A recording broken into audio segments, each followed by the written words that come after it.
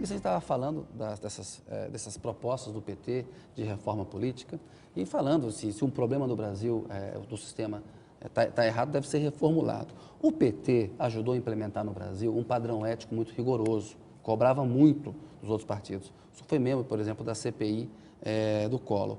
E o PT tem dificuldade de aceitar ser cobrado pelo mesmo padrão que ele cobrava os outros. Aí, como o Jacques Wagner já disse, não é o pecado do pregador, o PT não tem que ser mais cobrado, ministro, porque justamente foi um partido que cobrava muito dos outros, éticos. O PT é o único partido cobrado.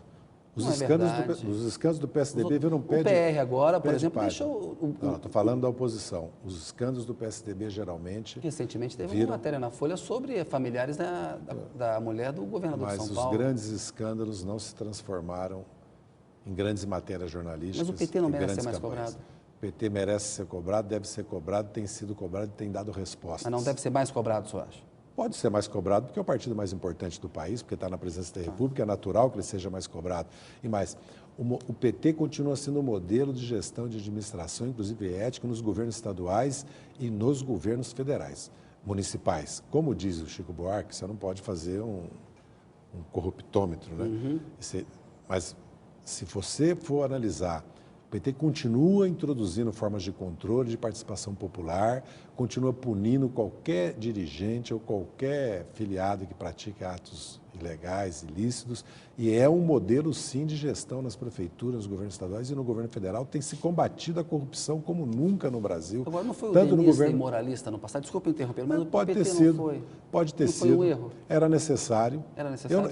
O problema eu não acuso a oposição. O problema é quando eu falo que existe um modernismo no Brasil, eu tenho falado isso, é porque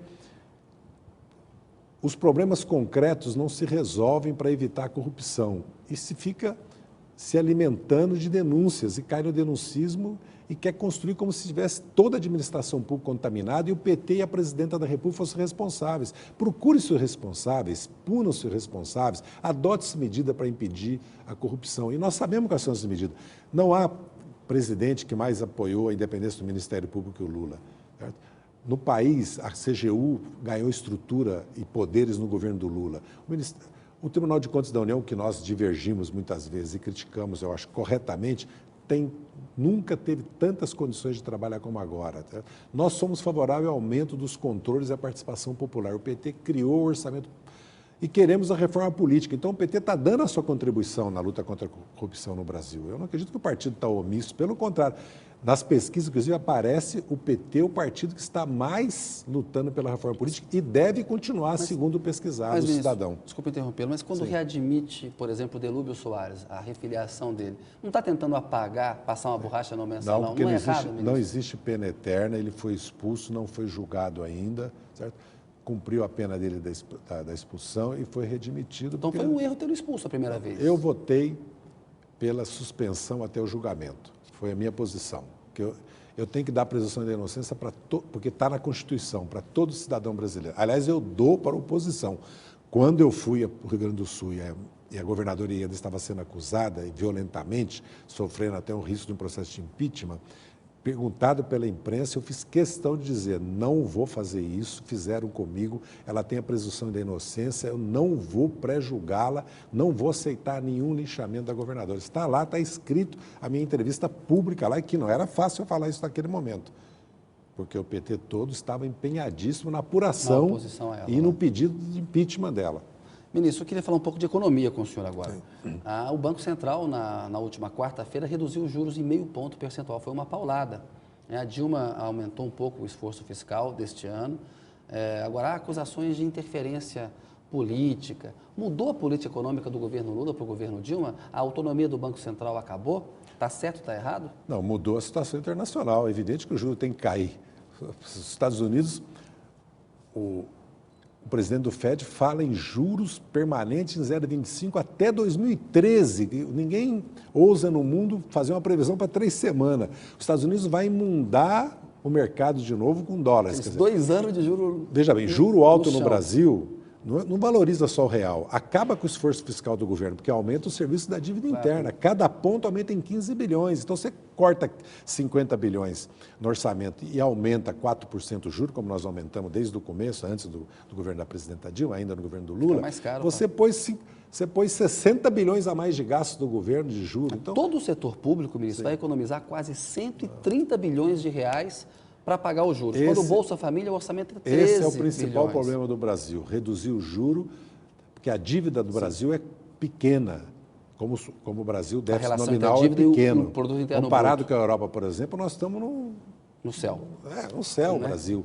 Então, o Brasil tem fundamentos sólidos. Veja hoje que a pesquisa dos Estados Unidos diz que o principal destino dos investimentos americanos será o Brasil nos BRICS, porque dos fundamentos das empresas brasileiras, em primeiro lugar, e depois da economia brasileira. Então, acho que a presidenta adotou uma atitude prudente de fazer o ajuste e o Banco Central de reduzir o juro. Agora, o que não pode é assim, faz uma pressão tremenda para o Banco Central aumentar juros, né? Aumenta, isso não é fim da independência. Agora, quando o governo manifesta, que é um direito do governo, imagina se o governo não pode falar sobre a situação do país com relação ao juro. Quando o governo manifesta que fez um esforço fiscal e que a expectativa é que todos os críticos diziam, se o governo fizer um esforço fiscal, cabe ao Banco Central usar a política monetária com mais liberdade. O Banco Central, de maneira autônoma, não independente, porque no Brasil existe autonomia do Banco Central. Aliás, nem o José Serra concorda. Essa decisão nem foi ordem da Dilma. Não acredito que não. Não foi obra da presidenta. Claro que foi. Não, o governo e a presidenta criaram as condições para o Banco Central adotar essa medida, que, aliás, é o que pediam os críticos, inclusive. Dizem em Brasília que ela chamou o Alexandre Tobini e falou lá, meu querido, e mandou baixar. Ela pode ter chamado os ministros do Conselho Monetário Nacional e ter exposto qual é a estratégia de política do governo. Que são o ministro da Fazenda, Planejamento, Guido Mantega, Planejamento Miriam Belchior, e o presidente do Banco Central, Alexandre Tobini. Que isso a Constituição lhe dá o direito. Sim. Agora, a diretoria do Banco Central se reuniu e tomou decisão, porque senão... Agora, ministro, analistas sérios dizem que há um risco aí de flerte com a inflação, que não deveria ter se reduzido a taxa agora, que a inflação ainda está alta, que, portanto, isso foi uma interferência política. Não tem aí um flerte, um namoro com a inflação, ministro? Nenhum flerte com a inflação. Primeiro, porque a inflação depende muito da situação internacional, das commodities, e a tendência é um afrouxamento da inflação pela própria queda do preço das commodities, pela desaceleração da China e pela situação dos Estados Unidos e da Europa. Em segundo lugar, porque internamente o governo tem tomado todas as medidas, não só com relação ao ajuste fiscal, mas para aumentar a competitividade, a inovação, qualificar os trabalhadores brasileiros. Está aí o Pronatec, está aí o Brasil Maior, está aí a redução de impostos do Super Simples, do próprio Brasil Maior, está aí a tentativa do governo de minorar, inclusive, os juros, certo? E sustentar os investimentos, o financiamento do BNDES, entendeu? E o governo sustentar seu plano de investimento. Se a economia cresce, aumenta a arrecadação, o governo pode fazer ajuste fiscal. O que nós não podemos fazer é o que a Europa fez. Cortou salário, cortou benefício, aumentou a contribuição previdenciária, aumentou impostos diretos e indiretos, cortou investimentos, caiu a economia, caiu a arrecadação, aumentou o risco, aumentou o juro, aumentou o serviço da dívida. Quer dizer, um tiro no pé. Então, o Brasil tem que, de maneira pragmática, combater a inflação, não flertar com a inflação, fazer ajuste, mas sustentar o crescimento. Sem crescimento, nós não vamos a lugar nenhum. Aliás, não temos estabilidade política e social. Ministro, o nosso tempo está acabando. Eu queria que o senhor respondesse rapidamente uma coisa que parece muito importante, assim, até uma curiosidade pessoal. O senhor foi um dos membros mais ativos na CPI do Collor. Hoje o Collor é um aliado do governo. Como é que o senhor se sente? Ele foi eleito pelo Estado, ele foi cassado, cumpriu 10 anos de suspensão de direitos políticos, foi absolvido pelo Supremo Tribunal Federal. Então, eu o respeito como cidadão brasileiro, como senador da República, porque ele tem a mesma legitimidade que todos os outros senadores. Com relação às posições políticas dele, o passado dele, aí cada um faz o seu julgamento, mas senão nós saímos das regras da legalidade e da democracia. O senhor concorda com a articulação do Lula para fazer do ministro da Educação, Fernando Haddad, candidato a prefeito de São Paulo ano que vem? Eu concordo que ele tem o direito e que o Fernando Haddad tem que se viabilizar nos debates perante a sociedade e nas pesquisas. Você acha que tem que ter prévia? Se tiver mais que um candidato, tem que ter prévia. O Lula defende um acordo. Não, se for possível um acordo é melhor sempre, mas se tiver mais que um candidato tem que ter prévia, porque a regra estatutária do PT e as experiências de impedir prévia têm sido desastrosas, porque leva também à divisão. Agora, não pode continuar tendo prévia como tem no PT e o Estatuto está cuidando disso. Em alguns casos vai precisar autorização do diretório estadual e nacional, porque um governador não pode ter uma prévia, sabe, quando ele está inclusive bem nas pesquisas, sem que a direção nacional seja consultada. Acho que isso é razoável, que é uma mudança que está sendo proposta. 2014, quem deve ser candidato? Dilma Rousseff ou Lula? Dilma, não tenho nenhuma dúvida. Ministro, temos aqui um pinga-fogo. Queria que o senhor respondesse rapidamente, porque chegamos aqui ao final do programa. Maior desafio do Brasil?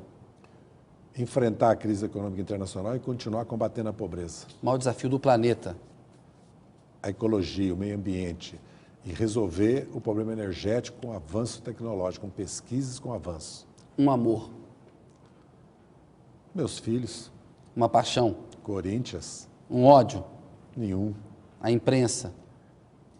Cada dia mais imprensa, mais necessária, e nós devemos defender a liberdade de imprensa, mas precisamos de regulação no Brasil. Uma surpresa? A nossa presidenta deu conta do recado, está indo muito bem, está conduzindo o Brasil muito bem. Um lugar? Lugar Passa Quatro, onde eu nasci, em Minas Gerais. Um bicho? Um bicho de estimação? Cachorro, eu tenho 2. Uma comida? Uma comida? Ixi, Maria, eu sou muito comilão, gosto de tudo, viu? A comida mineira, a comida da minha terra. Uma bebida? Uma bebida? Eu sou do vinho. Algum arrependimento? Muitos arrependimentos, aprendi muito com meus erros. Quem não tem arrependimento, quem não muda, fica no passado. Pode contar um arrependimento? Um arrependimento meu? Não posso contar, porque o que eu tenho mesmo arrependimento, eu não posso contar.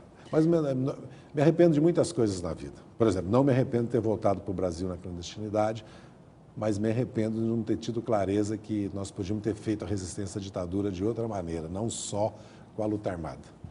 Esse livro que vai contar a vida do senhor aí, vai ter alguma novidade em relação a esse episódio da luta armada? Vai ter muitas, como teve agora o livro do Fernando Moraes, né, Os Últimos Guerreiros da Guerra Fria, entendeu? Que tem novidades fantásticas. Vai ter muita, com certeza, porque é um período ainda que está se tanto da minha parte como de muitos que participaram, está para ser contado da vida brasileira, que foi a resistência à ditadura, o exílio, o treinamento em Cuba, a clandestinidade no Brasil, a luta armada, o enfrentamento depois da ditadura. Sempre tem coisas que não se deve contar antes dos 80 anos. Cuba. Felizmente, Cuba está mudando para melhor, certo? As reformas são para valer. Há uma evidente distensão também política. Espero que haja uma contrapartida do governo Obama e que se levante o bloqueio, que se permita que o povo cubano possa decidir seu destino de maneira soberana e independente. China. China vai ser um fator predominante no futuro, mas não é o que estão dizendo. A China vai ter que aumentar os salários, vai ter que cuidar do mercado interno, vai ter que resolver seu problema de energia, de preço de terra, tem problemas éticos, tem problemas políticos, de nacionalidades para resolver. Nós não devemos ver a China como uma ameaça, sim como um fator moderador de estabilidade no mundo. Parceiro e competidor do Brasil. Não devemos ter ilusões com relação à China. É um parceiro nosso? É, mas é o nosso principal competidor. Estados Unidos. Estados Unidos continua o mesmo. Não mudou, infelizmente, com Barack Obama. Certo? Precisa mudar, mas também é um parceiro estratégico com quem nós devemos manter excelentes relações, como temos mantido, devemos separar a agenda conflitiva de uma agenda convergente. O Brasil precisa ter uma agenda convergente com os Estados Unidos, que é o principal país do mundo. Seu sonho? Meu sonho, ser inocentado pelo Supremo Tribunal Federal. Ministro, quero agradecer ao senhor pela entrevista.